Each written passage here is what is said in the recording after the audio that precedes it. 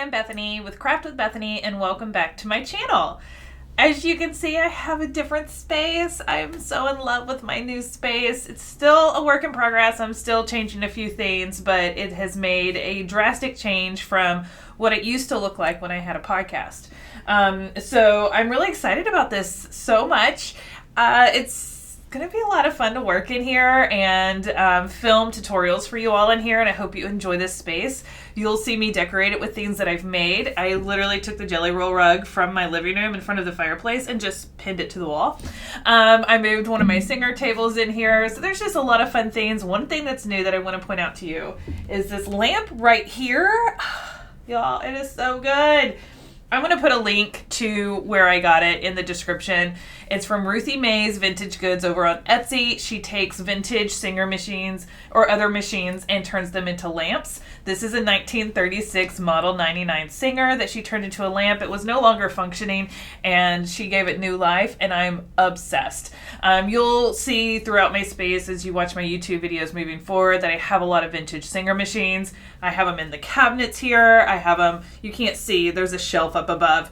I have them up there. So when I do videos where I'm standing at my table, you'll see those. But I used to work for Singer, so I have a special place in my heart for their machines and their vintage machines. I even have, which way am I going? My heavy duty right here behind me. So yeah, I love their machines, but I love collecting their vintage machines. So anyways, I just had to point out a few of my favorite things in my space. So what I'm going to do today is show you how to make a quilt block on a sweatshirt. Super fun, super simple, but we're going to embroider on our quilt block, so we're going to elevate it a little bit. And to make our shirt today, I am using a new line from Poppie Cotton called Home Sweet Home. This line is so sweet, so sweet. So I picked out a couple of fabrics that I want to use in my quilt block, but I think that I might do something else with these fabrics on this shirt if my plan works out. I'm not making any promises. Sometimes I get these wild ideas where I'm like, oh, I can totally do this, but if I did this, that would be really cool. I just don't know how it works yet, but I'm going to figure out it as I go. So if it works, I'll come back and do another tutorial on that, but I'm thinking I might do more than just a quilt block on the front. We'll see. We'll see what happens. But we're definitely going to do a quilt block on the front, and that's what we're going to start with. So I picked out 2 of the fat quarters from this bundle. You can pick out however many fat quarter colors you want. It's totally up to you. I did get this sweatshirt. It's just a Gildan sweatshirt. I love this baby pink. I think it matches these fabrics beautifully. So I'm using the little strawberry and the floral to make a quilt block. But the sweatshirt I got from my friends over at My Craft Source. So I'll link that down below as well if you want to grab those. Of course, I will be sharing more about these beautiful Poppie cotton fabrics in this tutorial as we go along. But I don't know about you, but I'm ready to get to sewing in my new space. All right, let's do it. Let's have fun. All right. So the first thing you're going to do is hoop your fabric that you're going to do your embroidery design on. Pick out your rayon thread for your design, and then obviously pick out your embroidery design. Now, if you do not have an embroidery machine, you can skip this step or do an applique design instead. I like to do this step first. Be sure you always include a stabilizer behind your fabric if you're doing the embroidery or the applique. And then the first thing I'm going to do is hoop this into my machine after I send my design to my machine to start stitching out.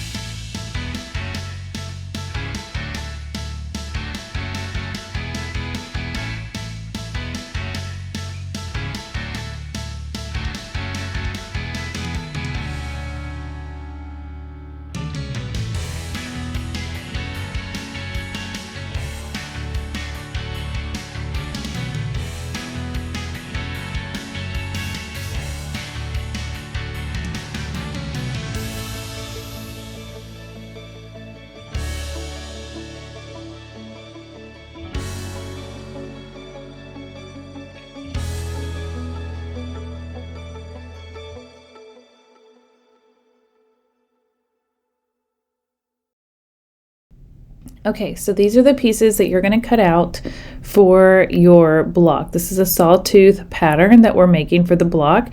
You're going to have one block that is going to have your embroidery or applique design in the center, plus a few extra little blocks and pieces.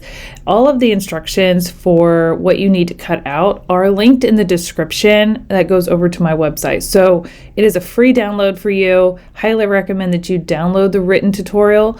As we walk through these, the written tutorial will have all the instructions of exactly the measurements to cut out. Now, for the next step, you're going to take your squares, your little squares, and you're going to draw a line down the center using some sort of fabric pin. I like to use friction pins because they disappear when you iron them. And I only use the black friction pins because they are the only ones I have found that have not left like a residue on my material. So I'm going to draw a line down the center from one point to the next, just down one side. And then off that center line, I'm going to draw a line to the right and left of that center line that's a 1/4 inch away.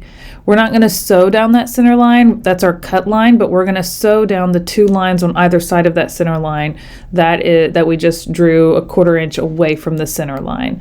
So that's just marking those. We're going to do that for all 4 of these pieces. We're using this technique to create our points for our sawtooth pattern.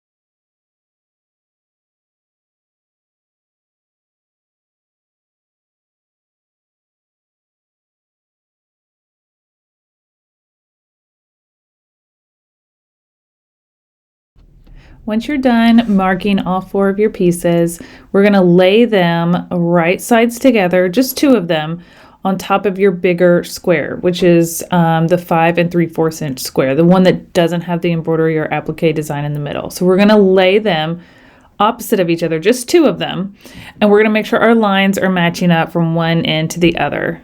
And we're going to sew down the right side, and then we're going to turn it around and sew down the other side, not the center line.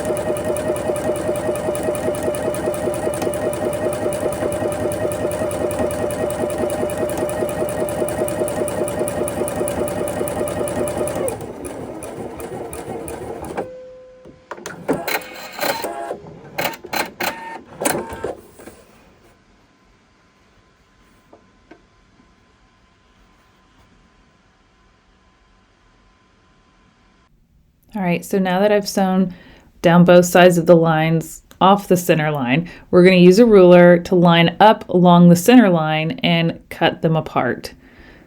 So you'll see I just use my rotary cutter, I hold my ruler along that center line, and I cut to separate my two sides. So this is going to create those points for our sawtooth. I clearly need a new blade in my rotary cutter. But now we have these little points that are going to fold up. Okay, the seam allowance on this is actually going to go towards the points. So you'll see here I've already pressed them. You want to make sure you take a second to press them, and the seam allowance is going up towards the points. And we're going to do that for both sides. Now that we've done that, we're going to take one of the other squares that we marked already and line it up just like you see I'm doing here, right sides together, and we're going to sew down those two side lines, not the center. And we're going to repeat this for both pieces.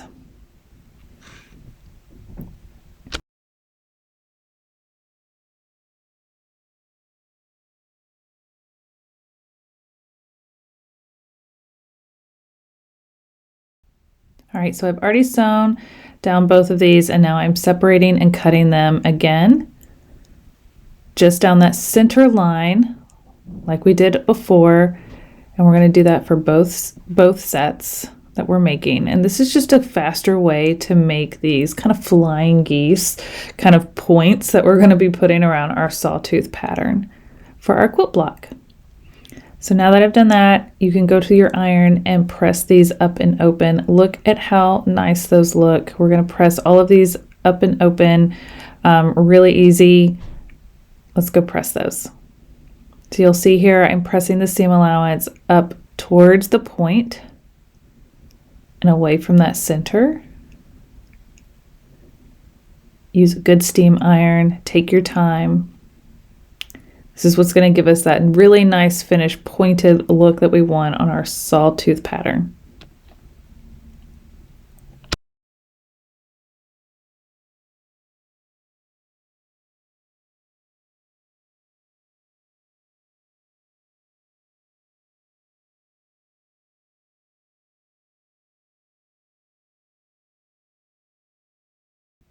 All right, so now that we have all four of these done, we are going to take a quick second and trim off these little, what I call dog ears around the pieces. That's these little points that stick out from our seam allowance, which is perfectly normal to have. And so you just want to take a second to kind of clean those little edges up so that it just makes it easier and less bulk in those areas when piecing this block together. And it's going to come together very quickly now that we've done these four pieces.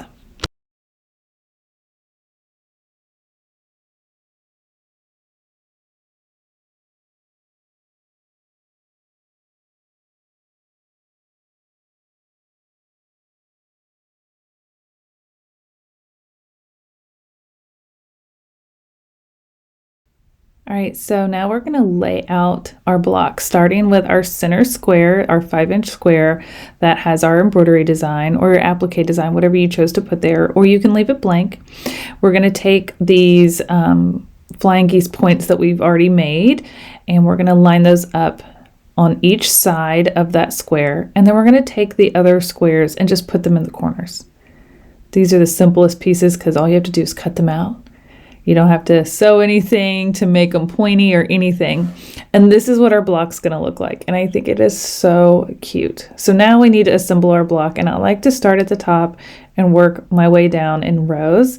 But you can do it however you like to do it. But I'm going to lay these two pieces on top of my centerpiece. And I'm going to sew down both of these sides. And I'm going to repeat that for that bottom row as well because it's the exact same.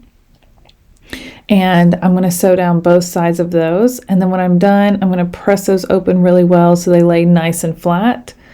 And those are going to get sewn just like the top row.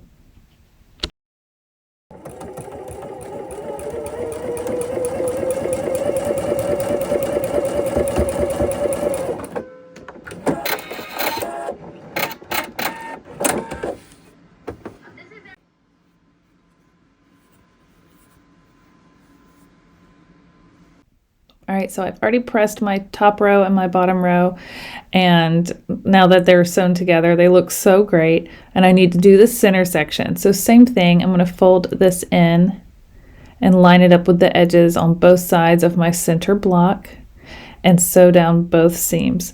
Now just remember, we're always using a 1/4 inch seam allowance when we are sewing a quilt block.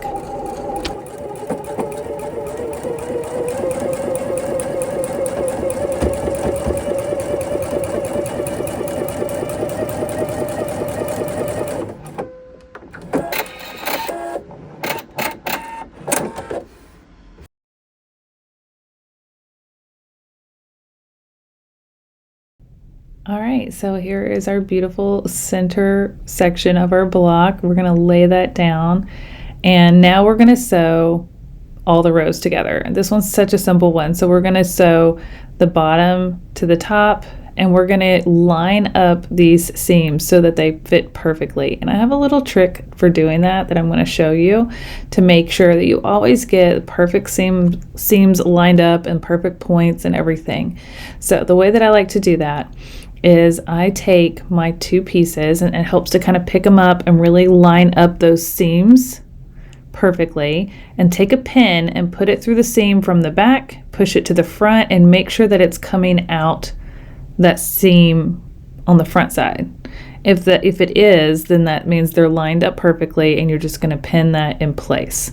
And you're going to do that for your other seams to line up the front and back seams, so that when you stitch across, they line up perfectly, so when you open it up, everything is right where it's supposed to be.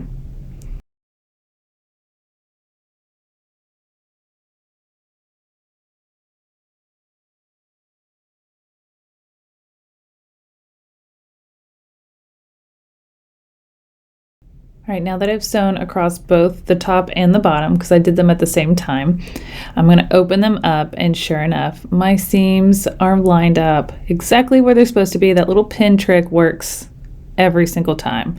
So, highly recommend whenever you're doing any type of block and you need to line up your seams like this, always use that little pin trick. It just takes a second and it works so well. So now we're going to press it really, really good. And this is what it looks like when it's all pressed perfectly straight. Now, you'll see that we do need to trim down this a little bit, really square it up and get our points just like we want them and our edges nice and straight. So you'll see that I'm just trimming off just a little bit here to make sure that our block is perfectly square. So I recommend you do the same, because this is what it's going to look like on the front of our shirt.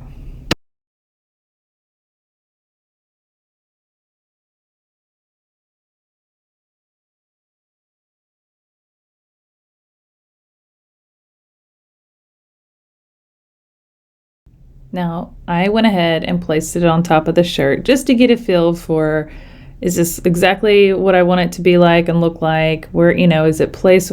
Before I adhere it to the shirt, I always like to give it a once over and make sure I'm really liking where this is going. So now we need to add our heat and bond to the back of our block to fuse it to our shirt. This is such a critical step. It's going to make life so much easier when stitching this onto the shirt. So get some heat and bond. This is the one that I prefer to use, the light sewable. It's a double-sided adhesive, basically. So it's got adhesive on one side and paper on the other. We're going to fuse that to the back of our quilt block. And then once it's fused, we'll remove the paper, and their fusible will be on the other side, and we will be able to fuse that to the shirt. So you can see the bumpy side here. That's the fusible side. That's the paper side. We want to put that bumpy side to the back of our quilt block on that side. And it's really simple to do. We're just going to put it right on with an iron. Since this is a square block, it's pretty easy. I just line it up with the corner of my heat and bond. The trick here is you're pressing. And the other thing is you do not want to touch your iron to the adhesive. So don't go past your quilt block. Just get it stuck on well enough and as close to the edge as you can without touching your iron to the adhesive, or else it'll stick to your iron. When you're done, you're going to cut away the extra heat and bond away from your quilt block. And then you can go back and press it again really, really well to get it fused all the way to the edges.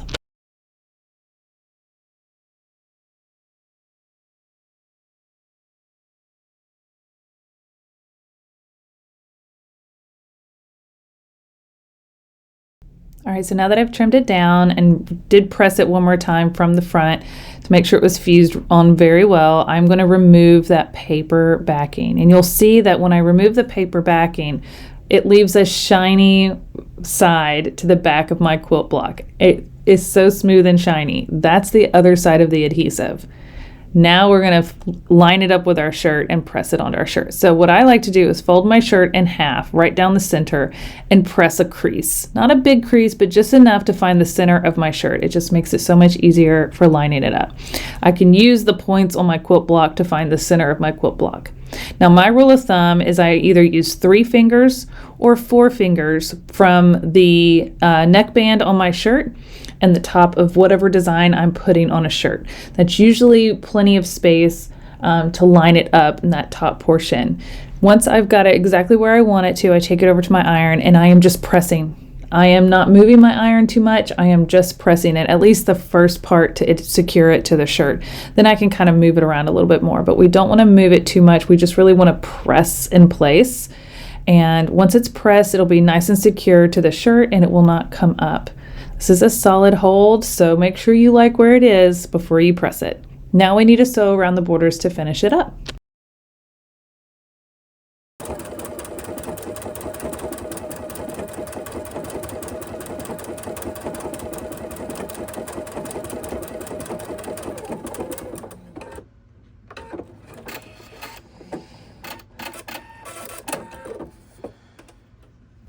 There are so many different decorative stitches on so many different types of sewing machines, so I highly recommend you take a few minutes to stitch a few different ones out to decide which one you like the most. I think this one here on the left is the one that I'm going to go with. It's kind of like a zigzag stitch, but it's got straight stitches on either side, so it really holds us secure, but it's not a satin stitch. I'm not doing a bold satin stitch around this, one because I'm doing it on a sweatshirt, and 2, I really want it to kind of fray as I wash it to kind of create some fun feel to it. So I've picked my decorative stitch. I'm starting in one corner and I'm just going nice and slow across the edge of my quilt block on my shirt.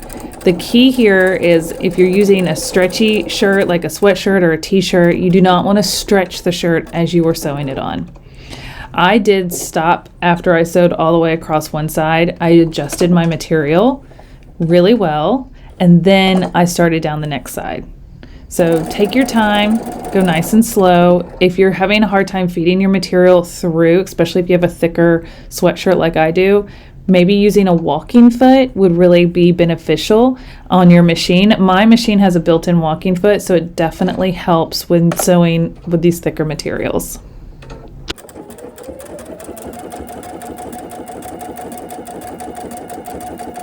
All right, so here's my finished sweatshirt with my quilt block attached. I am obsessed with this.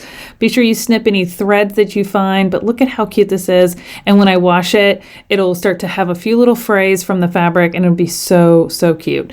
If you decide to make one of these sweatshirts or t-shirts, please tag me in your finished project. I cannot wait to see what you make, and happy sewing.